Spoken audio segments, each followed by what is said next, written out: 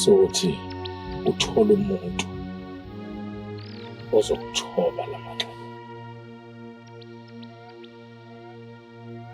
Ngabe baba uchaza kuthini?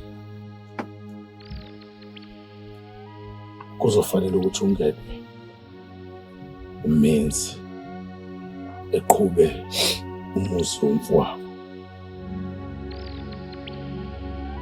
Ngiyexolisa Nyabuza. Lokho kwendeka ngifile baba.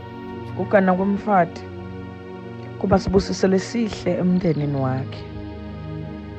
Lapho khona abantu labadzala bajabula batsimate bakhale. Kodwa kubuya emendweni phendvuka sicalekiso uze ubitwe nangalele ukuthi ungumabuya emendweni. Mina ngebhadi uNkulunkulu wami mkhumbula umyeni wami ngasala ngingumfelo kade. Babedala wami ufuna ukuthi ngingenwe ngusikoni wami inhloso yekucuba umndeni. Eqinisweni akekho umuntu wesifazane loluthukotelako lelo siko. Mina ngikhuliswe ekhaya lelinenhlonipho.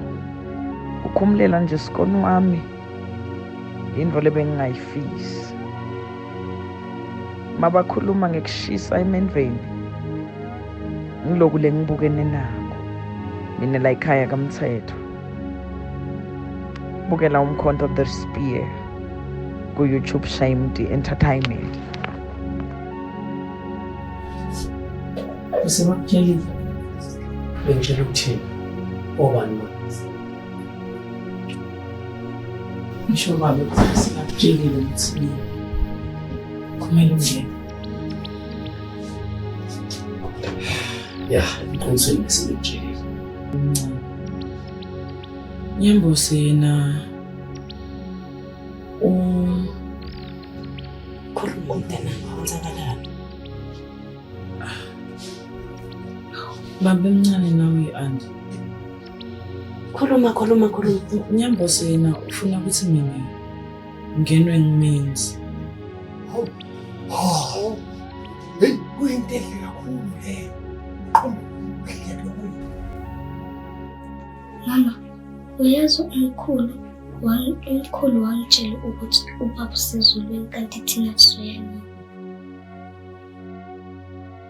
Ezulwini sitawe my baby.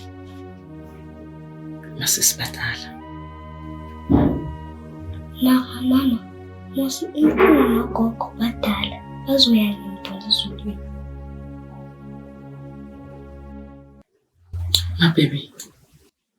uNkulunkulu akasithathe ngesikhathi lesifanako. Nje wena uthini ngakubongela ukumoya wakho futhi ngibona ayivumelani nayo yonke le nto kuhambisana.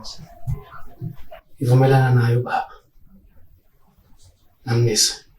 Kufanele siyenze lento for lo mndeni. Behlangene. Nakuba ngibona umuntu ongathandana nawe, hey. Aliyasiza.